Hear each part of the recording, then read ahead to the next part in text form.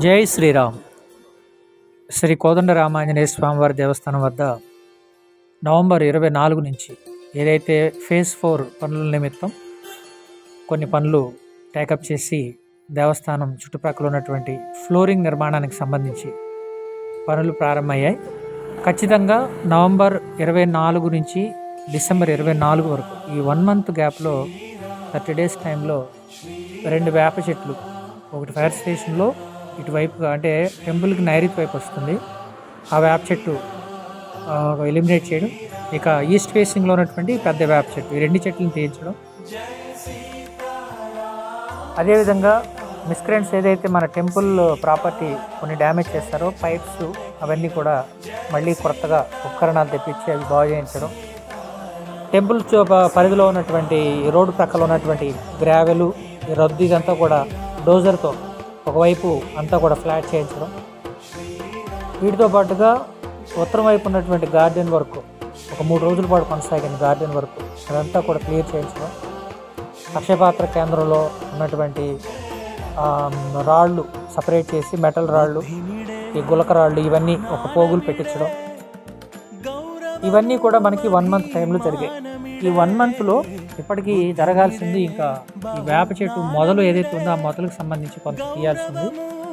ఇక pipes బయటపడినటువంటి water పైప్లన్నీ ఒకసారి remove చేసి కొంచెం క్రిందకేసి వాటి పొజిషన్స్ మార్చాలి. ఈ పని ఒకటి మిగిలింది.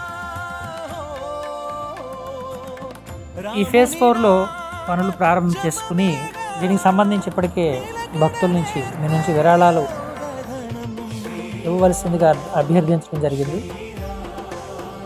అయితే 1,116 రూపాయలు మాత్రమే ఈ వర్క్కు సంబంధించి దాతలు అమలాపురం నుంచి మనకు పంపారు. ఈ టెంపుల్ ఈ ఫ్లోర్ వర్క్ సంబంధించినటువంటి ఖర్చుని మనం ఒకసారి చూస్తే ఇప్పటికి సుమారుగా 15,500 రూపాయల వరకు వర్క్ దీనికి సంబంధించి ఇన్వెస్ట్ చేయడం జరిగింది. లేబర్ ఛార్జెస్, ఇక సర్వీస్ ఛార్జెస్ ఇవన్నీ కలిపి. ఇవి కాకుండా నిత్యదూపదీప నైవేద్యం, అదేవిధంగా టెంపుల్ మేనేజ్మెంట్, ఈ ఫ్లెక్సీ బ్యానర్స్ రిమూవ్ చేయించడం, మరి మైక్ సెట్ ఒకటి యూనిట్ రిపేర్ వస్తే ఆ రిపేర్ చేయించి మళ్ళీ దాన్ని తగిలించే ప్రయత్నం, ఎలక్ట్రికల్ వైర్లు కొన్ని ఈ మంకీస్ అన్నీ కూడా పాడు చేస్తే అవన్నీ కూడా బాగు చేయించడం, వీటికి వగేరా కలిపి మొత్తానికి అదొక 8,206 రూపాయలు. సుమారుగా 23,771 రూపాయలు మనకి ఖర్చు కనబడుతుంది ఈ 1 మంత్లో.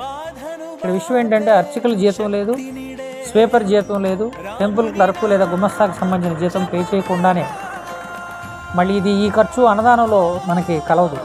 మనకి 38వ అన్నదాన కార్యక్రమం జరిగింది. ఆ ఖర్చుని మినహాయించి ప్రత్యేకంగా టెంపుల్ మేనేజ్మెంట్, నిత్యదూపదీప నైవేద్యం, ఈ డెవలప్మెంట్ పనులు, ఈ 3 అంశాలకు సంబంధించి ఇంత అయింది.